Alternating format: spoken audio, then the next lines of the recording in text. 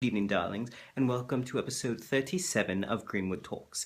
I've had a lovely day out on New York today, and I'm ready to get to this question. Where did I put it? Not that one. Here we go. This is from Tumblr user KittyLover92, who says, King Thranduil, I recently moved in with my partner, but he doesn't get along with Tequila, my beloved cat. It's such a wonderful name for a cat. I've tried to make him like my pet, but he just hates it. I don't know what to do. I love my partner, but I could never get rid of my beloved Tequila. What should I do? Sincerely, troubled cat person. Darling, this is a very difficult one, isn't it? Of course, I think it's very common. You fall in love with someone, and then when you go to move in, or even if they're just sort of sharing space with you, if they don't get along with your pet, it's quite a large problem. I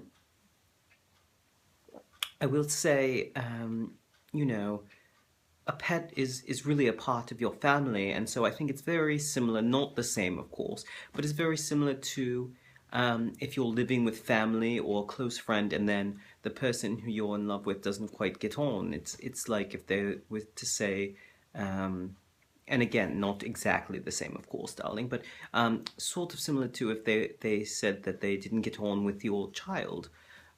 You can't just throw your child or your pet out on the street. There are people, of course, that do that, but it's just cruel and uncalled for.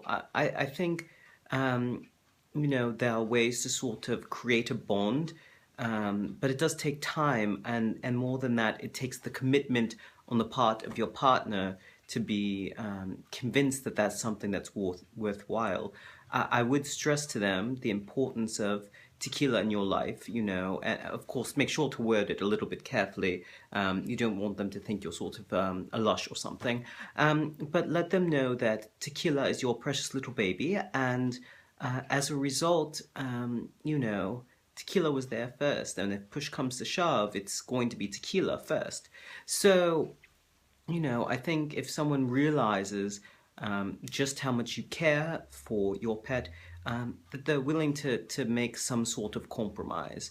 And so you may have to start with having certain areas restricted so that tequila can't go in them for a little while.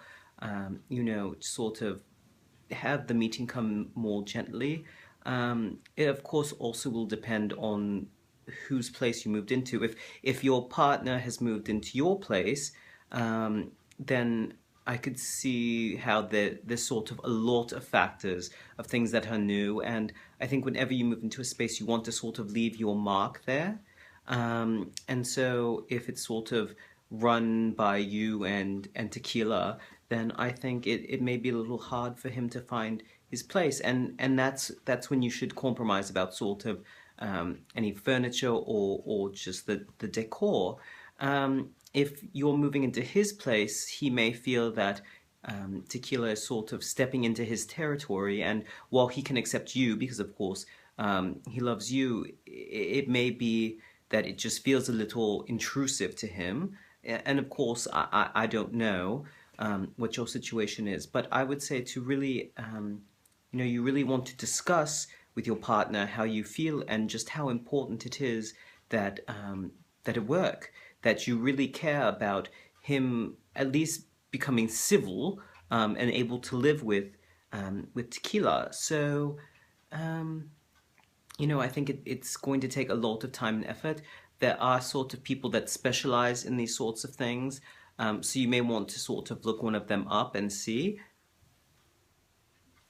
because they may be able to give you much more, well, obviously much more professional advice, but also they may be able to come and have a consultation with you and sort of find ways to make everyone happy, including tequila and your partner and yourself. So I hope that that's useful, darling. And of course, best of luck to you, tequila, and the man in your life. Cheers, and have a good evening. Ta-ta.